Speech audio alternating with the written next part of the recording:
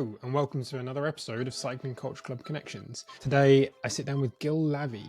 Now Gil and I have known each other probably about 5 years by this point, and I'd say from a cycling perspective we know a fair amount about each other, but from a personal perspective I've always felt like there was more to dig into. So ever since the early days of Cycling Culture Club, Gil and I have been in discussion about how we tell his story. I find it really interesting. He's the founder of a retail store, an apparel business based out of New York City, which I'll leave him to tell you about. But he's also a gay man who found cycling through his father's love of it. And because of his background, because of his experience, that hasn't always been the easiest existence for him to live. And therefore his story is full of some hardship, yeah, but also overcoming that and finding a place in cycling, which really represents what our sport can bring to people from underrepresented groups, and that is safety and community and representation. And I think that's what Gil's found in cycling. So without further ado, we'll jump straight in because he tells it way better than I ever could in a silly little intro. But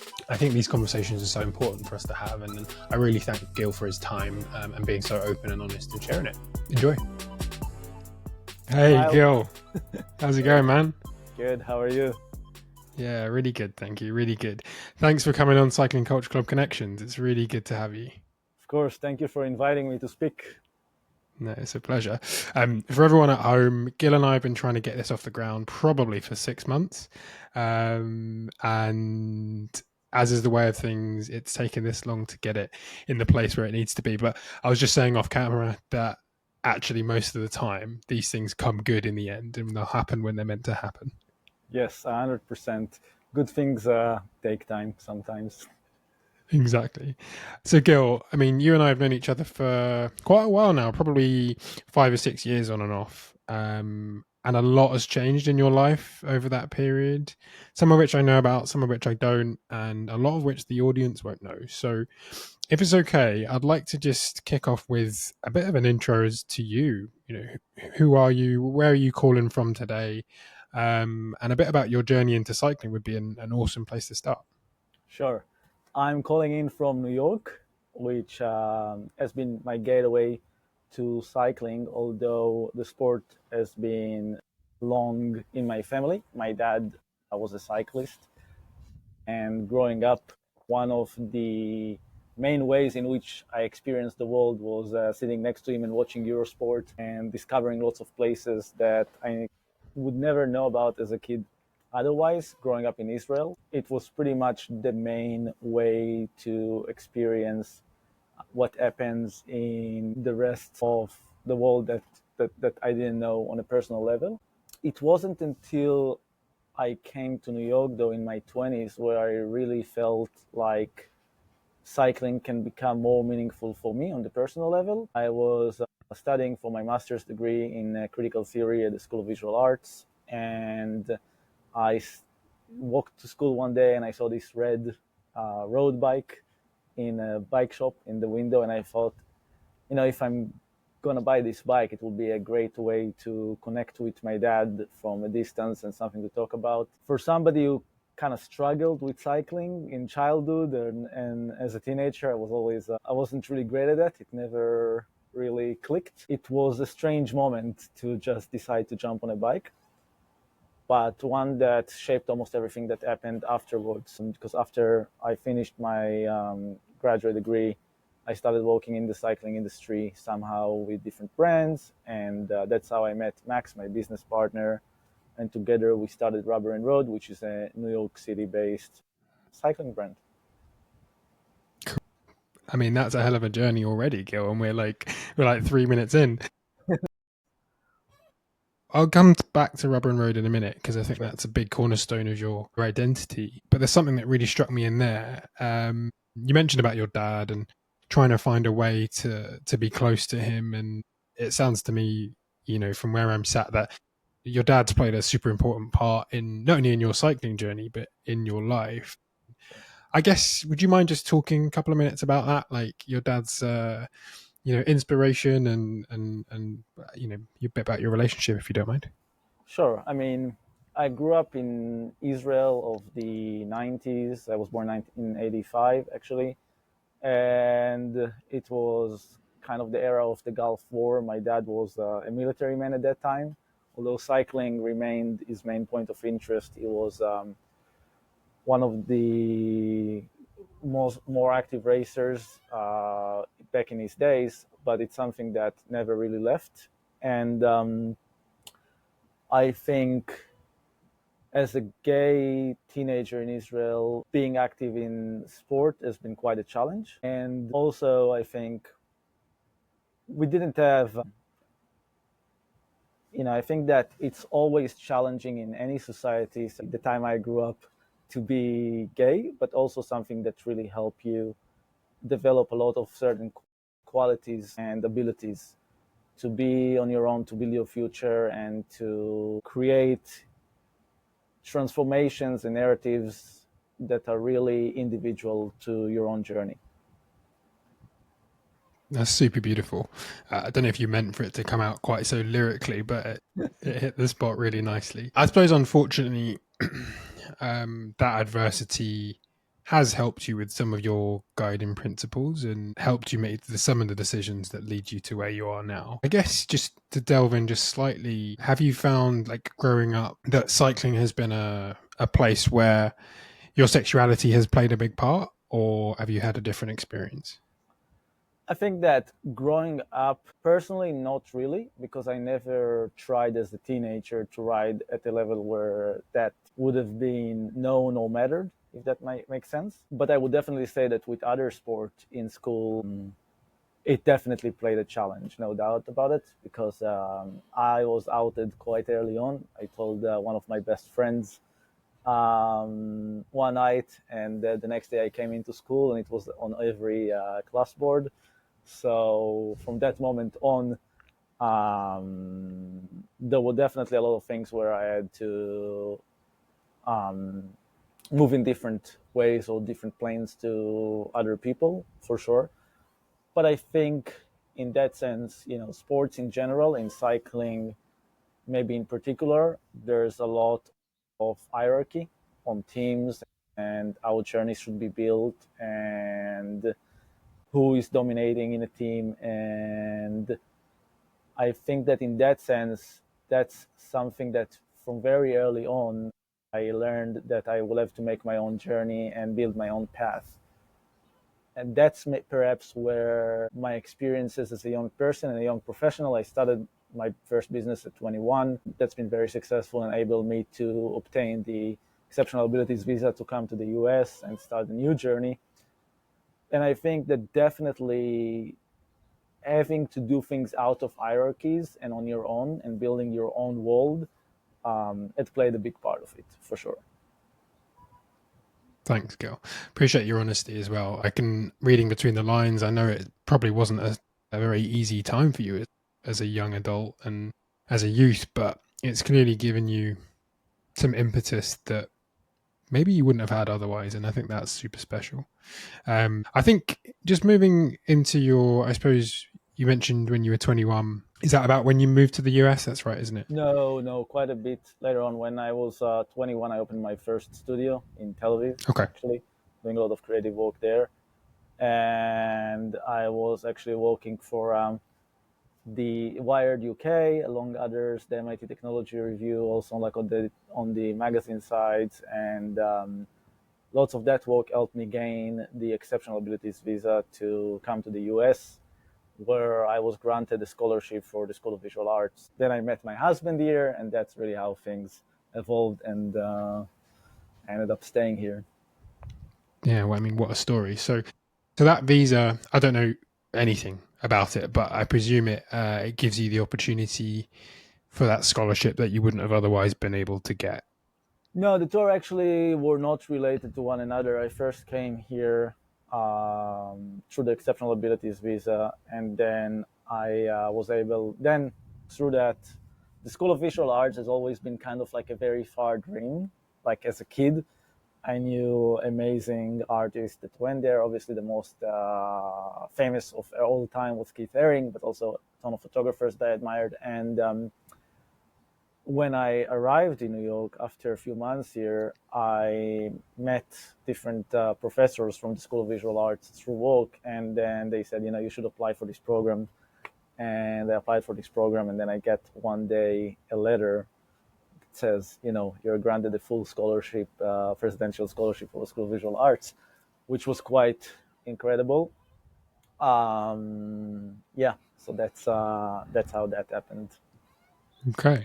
So now we're sort of tiptoeing on what I'm going to call the precipice of your current journey. And I guess my existing knowledge of what you've been up to the last 5 or 6 years and more. So you attend the School of Visual Arts. You're how old? What sort of things are you working on? And how does it lead you to your next business or your next businesses, perhaps? Yeah, I think that after doing my postback at the School of Visual Arts, I realized that I wanted to focus more on theory because it was something that I was interested in when I was a much younger man, and I continued to do my master's. And so I graduated. I think I'm terrible in math. I'm also dyscalculic. But I think I was 31 when I graduated from my master's program, and then I started working with different cycling brands, doing consulting and some marketing activities, from smart glasses for cycling to some retailers, events, and things of that sort in the US. Because once I got on the bike, very quickly my world started changing in terms of the people I used to spend time around, what I was thinking of, and what I was seeing. Following that, I quickly started traveling everywhere, right? I had to see all the places I used to dream of as a kid. I had to see Mont Ventoux. I had to see Alpe d'Huez. I had to see everywhere that I used to watch the races go through. And in that period, when I was traveling a lot on the bike, my husband also, I kind of got him into riding quite a bit back then, although he's not riding so much now. But we travel places, and I noticed that there was an entire global cycling culture that was evolving in a way that was not existing in the US, was just like totally not in existence, both in terms of like club cultures really changing and in terms of visual identity, brands. And I just felt like there was nothing in New York that represented or spoke to the type of rider or an athlete that I was at that point. And that was the first moment where I felt like it was pretty insane, because New York is one of the most diverse cities on the planet. And yet, what you could choose to identify with in terms of brands, in terms of what they stand for, in terms of who they're for, it just did not make sense in terms of the type of riding we did here or who we were as people. And my first instinct was, how do we bring more options for riders like us? And that's how Rubber and Road started. Okay. Um, I'm going to just hook on that description there. So riders like us, what does that mean? How do you define that? I think riders like us, people who are from different, how should I say it?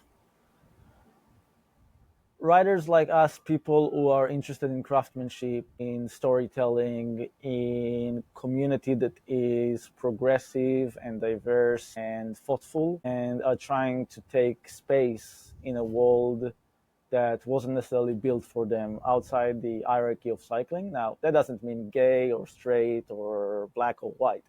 It just means people who, for them, cycling is much more personal, transformative journey. I would say that's people like us. Okay. So that feels to me, it feels inspirational, creative, feels feels community driven. It feels like For there's a sure. lot of human connection there. I think a lot of our listeners and a lot of our contributors would back a world that looks a bit more like that, and I certainly would. So tell me how that, I'm going to call it mentality, because it feels to me like it's quite a nice way of explaining how a group of people from with that interest and that position and that intersectionality see the world. So with that in mind, how did you hope to galvanize and grow that community and that mentality through Rubber and Road? No, I think that was actually one of the most challenging things, and one of the areas where we actually made a lot of mistakes during the process of trying to build it. Because I think it's still one of the most challenging things in cycling till this day. Because how do you build something that doesn't just speak like that, but is authentically that, while being welcoming to all, right? Because it's very easy to say you are inclusive in a way that is also alienating many people, right? And I think that it was all about, in the early years especially, the involvement in the community and the human connection. When we started Rubber and Road, it was about sharing with people our rides. Max and I would go ride in Vermont and we just tell the story of the rides and what we were doing and what we were wearing. And it continues through just online chat and throughout the development of the process, same day deliveries by bike in New York by ourselves. And I think that was a way to deliver the message with heart that you can only do as a brand founder, as somebody who owns it, who has full ownership and skin in the game, and people know you. I think at the same time, one of the biggest challenges has been when you are trying to build a brand like that is that it's sometimes more difficult to convey the message because the face becomes such a big part of the brand. And that's where it becomes sometimes actually more challenging to communicate the narrative. And I think that also it creates, and of course, big part of it is about friendships, but it also created expectations that no humans could live up to. And that was one of the things that we learned the most of in this process, that, and we're still learning till this day, which is how do you build a world around your values through a community, not just by serving the riders in the most literal way, in going to their houses and deliver them the goods, but in a way where meaning comes across everything that you do. And that has been one of the biggest changes in Rubber and Road over the last few years, and it continues to be the main thing that we learn how to do every day. Great. And do you feel, if we put it on a scale, if we look at 1 to 10, where 10 is you've absolutely achieved what you set out to do with that, not as a business, but from that specific, angle of how you want to set up Rubber and Road and how you want to run it, where would you put yourself on that scale? Ooh. I think I'm a very ambitious person and very aggressive as far as like being successful goes. So in that sense, I would say there's a long way before I would say I'm satisfied with anything, if I ever would be. um, I think in order to achieve these goals, I think that we're on the right trajectory. But I think that we will need to build strong allies much deeper into the sport, because the mission is not just about making progressive products in terms of their technical excellence and not just telling stories with point of view that is really relevant to the brand, but it also goes into the ability to actually bring it main stage without sacrificing any of the principles and the ideas of the brand. And I think that's something that nobody was able to do yet, and it is our biggest challenge and mission. Okay. So if we look, in our crystal ball and we think 5 years in the future, have you already got a vision of where you want to be? And if so, are you happy to share with us today? Maybe not all of it, maybe not in exquisite detail, but some of the little, the highlights, the pillars. I think that the reason to build a brand is because you have something to say and something to show and something to share with the world. there's one aspect for me for it as a rider, which is absolute belief that we can offer riders better products. And on the other side, a mission. And we can offer them better products because I'm one of the only people out there that can ride hard and sew and stitch and prototype and refine and change and know how to create garments from yarn to wearing them. And the entire brand is rooted in people like me, which doesn't really exist anywhere. So that's the one side of that. And then there's the side of the mission. And the side of the mission, I think that the best way to help people find voice and the vision in the sport is to become that voice and vision. And that means putting ourselves on stages that are important in the sport of cycling and working with athletes who share our vision, who could carry the garments into the places that we think are really important for people to see them. And again, the brand is not about my personal identity. It's not just about being gay. It's about being an unlikely athlete who never really asked for permission and finding other people like me who want to enjoy the process and the transformation that created this brand brought to my life as well, right? I lost 55 pounds last year, 2 years ago almost now, during one of the experiences that I went through and the challenges that we had with the brand. I gained a lot of weight, I lost a lot of weight. It all went through decisions and discipline and being a cyclist. And so I know what this sport can do for people on all level of life. And I think there's a lot of people that I want to help them find this experience through what we do. Totally. I just had to look up 55 pounds because, over the pond we I think use it's about kilos, but 23 or 24 kilos. I think you undersell yourself. Google's telling me 25 kilos. Yeah, So okay. for those of you at home who don't speak pounds, 25 kilos to lose is a lot of weight and a lot That happened of between dedication. November 20th, 24th. Yeah, it's insane, man. Like, it's just, I can't even imagine what that takes. Maybe we'll dive into it in a bit, actually, because I think a lot of listeners would be interested in, like, what are the core fundamentals it takes to do that sort of transformation. But I think just before I lose it in my mind, I really loved that word or that phrase you said, unlikely athlete. Yeah. And I think that's something a lot of us can relate to. Like, I certainly can, from both as a person of color, but also somebody who, I wasn't born with the genetics to become a great cyclist without a lot of work. And over the years, I've struggled with that. And in recent times, I've become quite happy just being average, just being where I am and just enjoying it as much as I can. But I love that sort of idea that Rubber and Road creates space for people for being an unlikely athlete to be totally okay. But also a badass. Yeah. Yeah, true. Maybe okay is not enough, but you can still be a badass. I like that.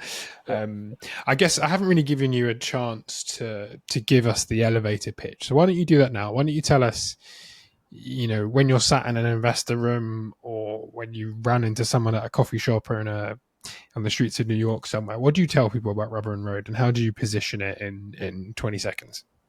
I think I first tell them that it's a very personal journey in the sense that every stitch that I make and every garment that we design, from pattern to wearable piece of equipment, is meant to show discipline, is meant to show performance, and it's meant to show the qualities of somebody who is really committed to the sport and to the decision that they make to be a part of it.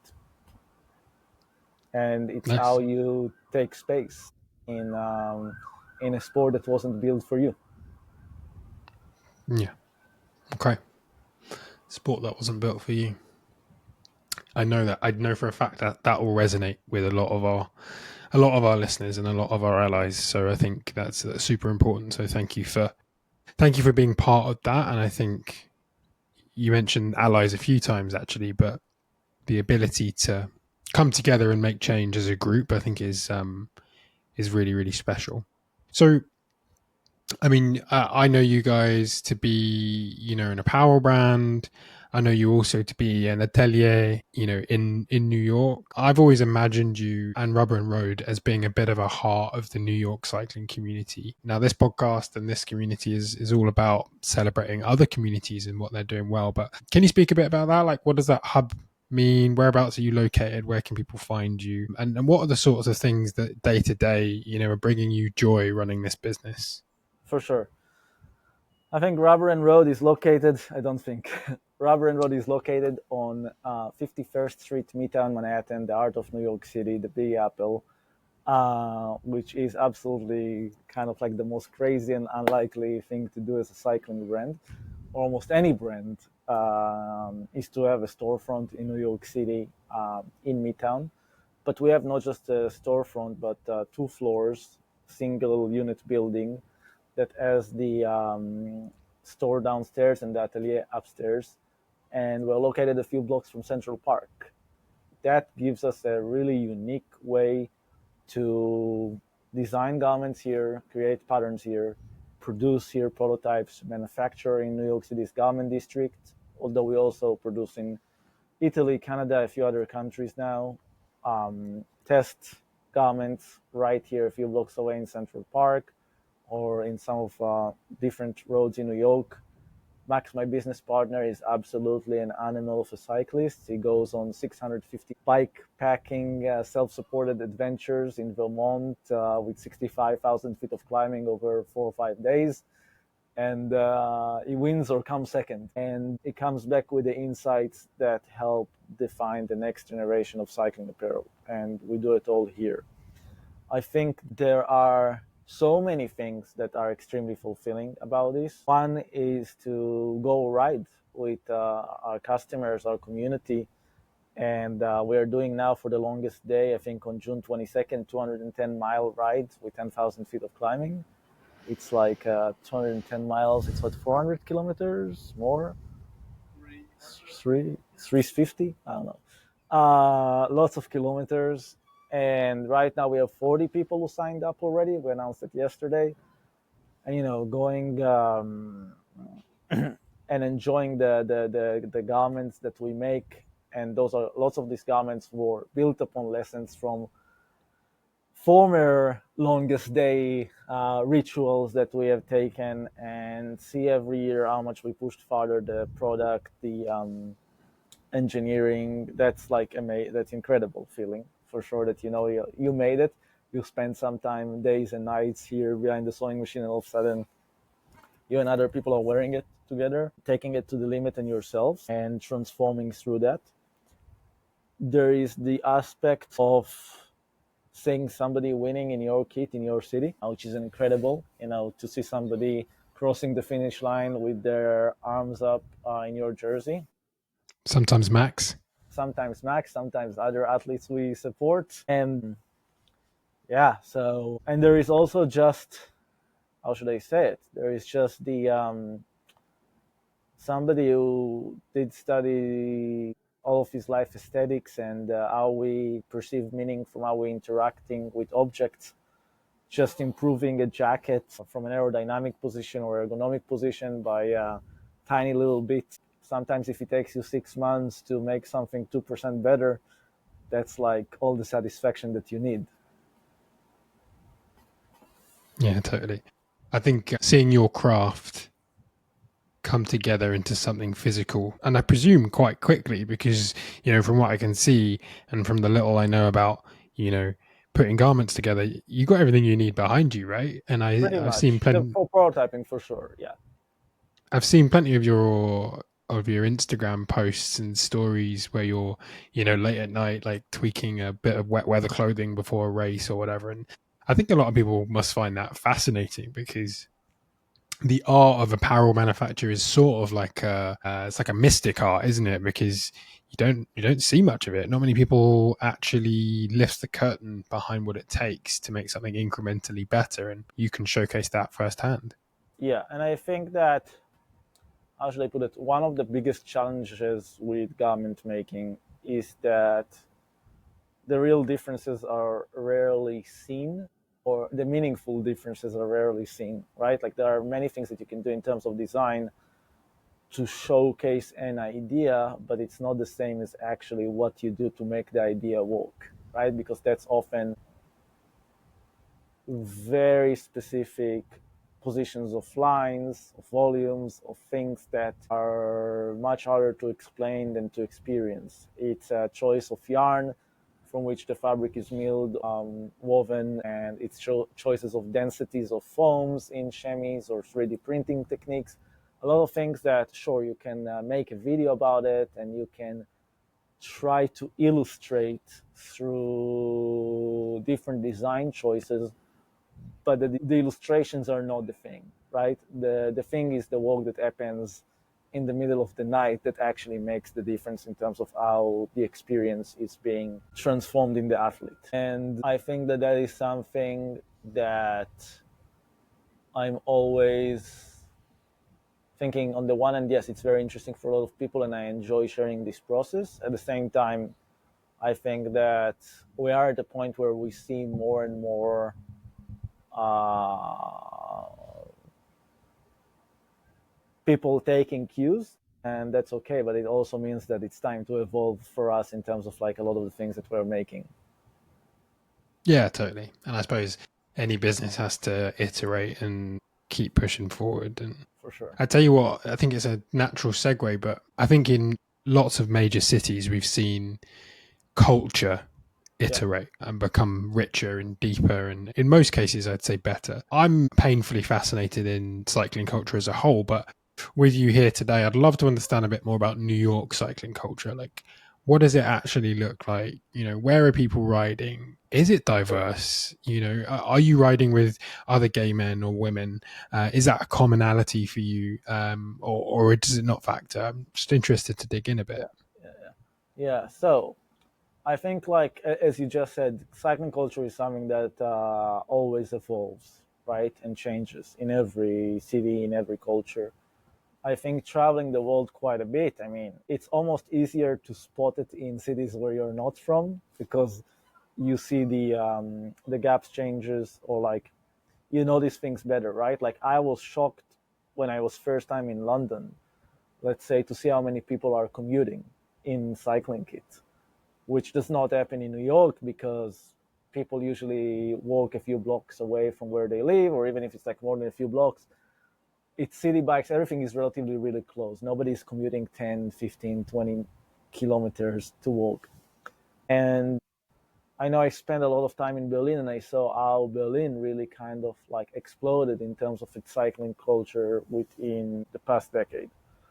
I think that in New York, there has been a rich past, right, in terms of track cycling, that has been legendary and kind of shaped this entire sport.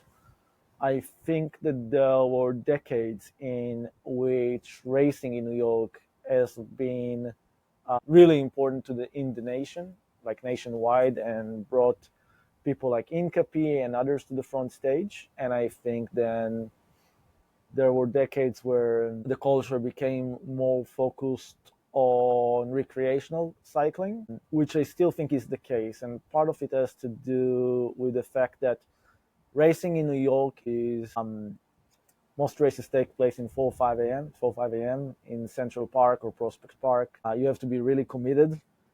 New York is not a city that attracts a ton of athletes because many athletes are much more interested in being in the outdoors in cities like LA or San Francisco or as far as Boulder. And people come to New York usually first and foremost for their career.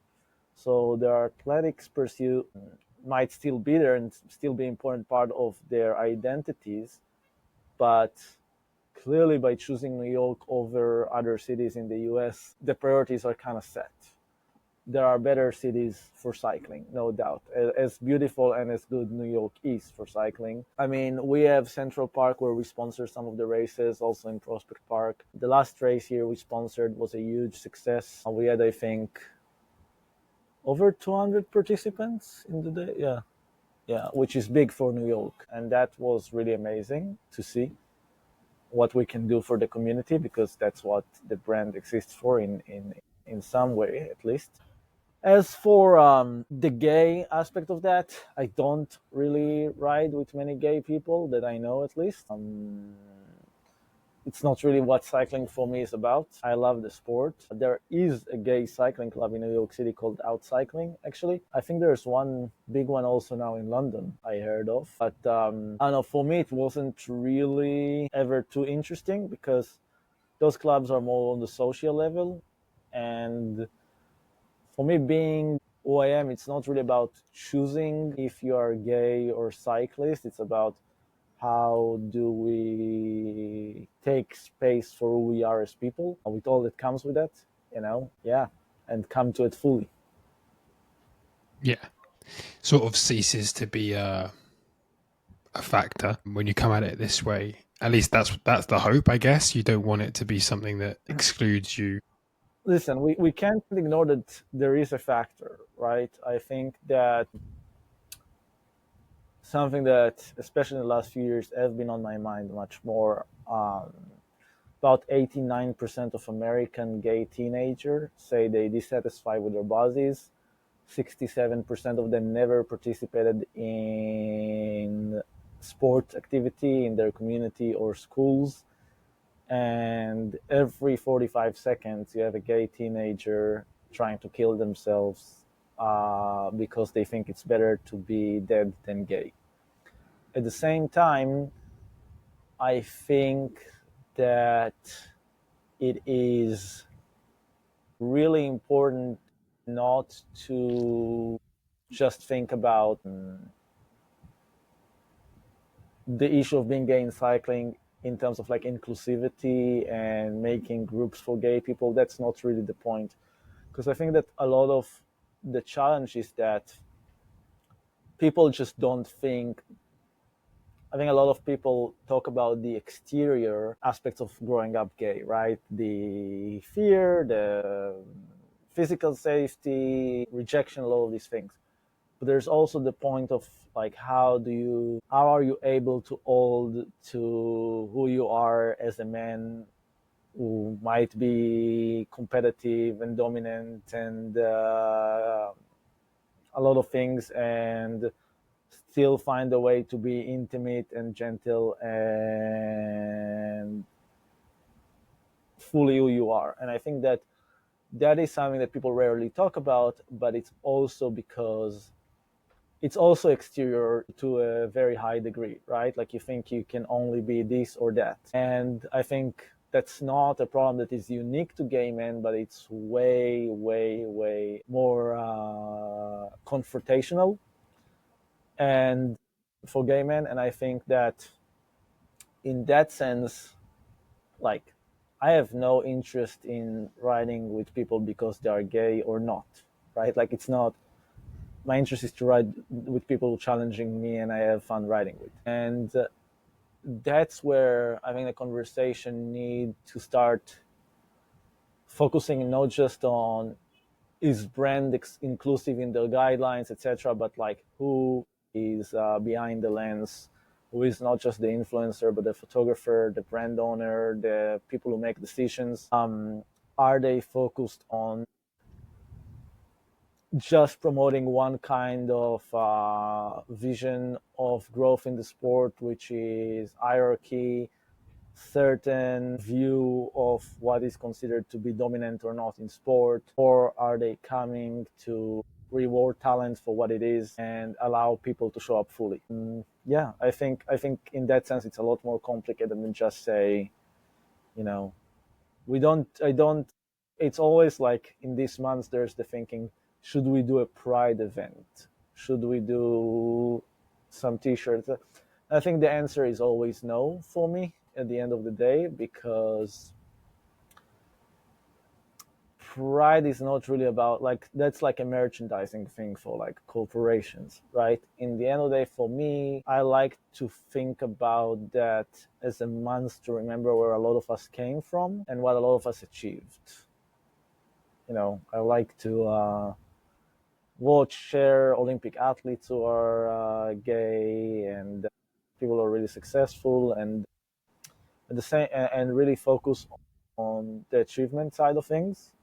At the same time, Big part of me, of course, is also my heart always thinks more than any other time of the year about a lot of I know a lot of the experience that I went through still live through many young men out there, and it's hard, it's tough, but I don't think there is anything direct that I can do about it. Like, I don't think that a T-shirt with um, gay flag helps, but I think leading a community, a company, and a brand in a sport that has no one openly gay player is something that I can do to try to build more allies and connections for people and generations to come. So maybe that's what I can do. Yeah, I totally hear that. And it's tricky, right? So if you're sat on the outside of an intersection, you looking in and you think, not sure what's going to help. I've had this conversation many a time. Take Black History Month, same issue, same Yeah. conversation. Largely agree with you that, shouting about the injustice of it all month, for me, feels like a missed opportunity when we could be talking about the achievements and pushing the next generation.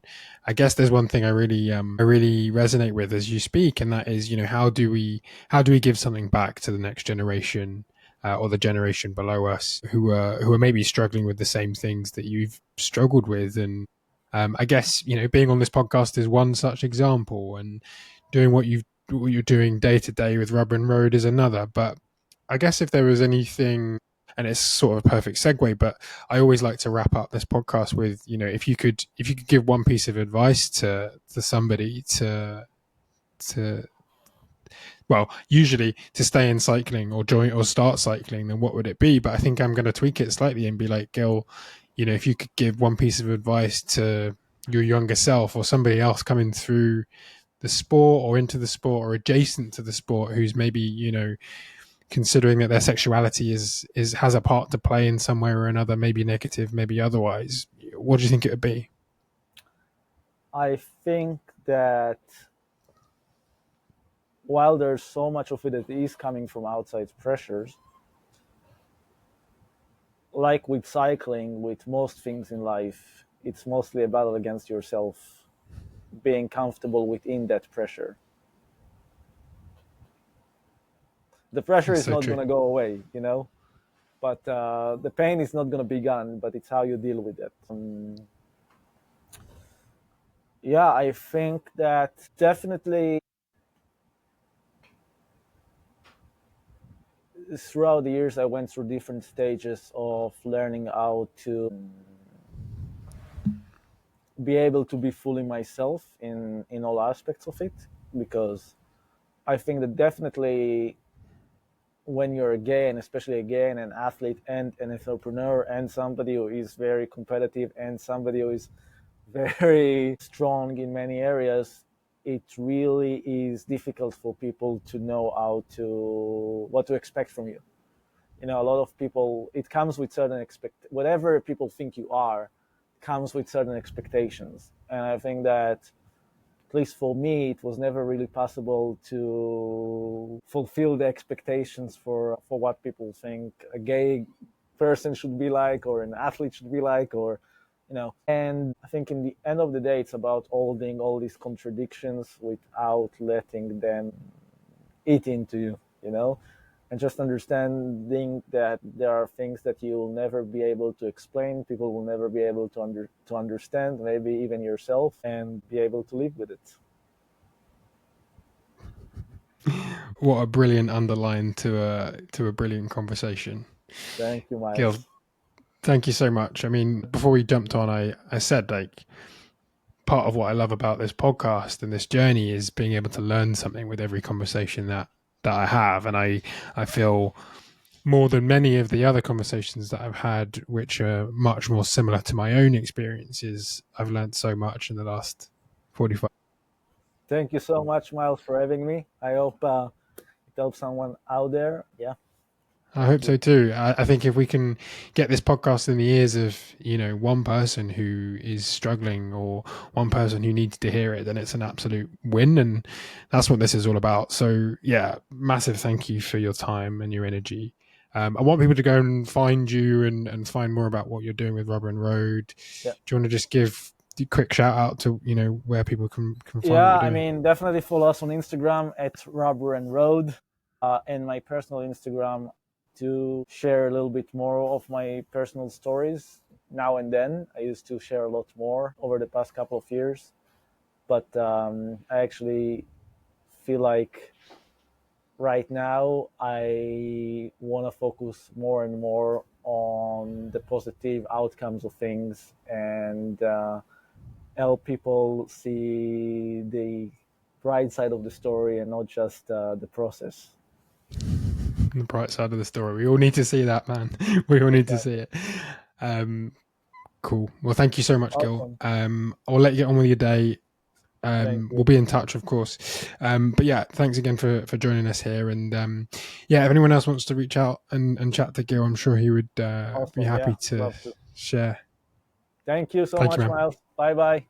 Appreciate it.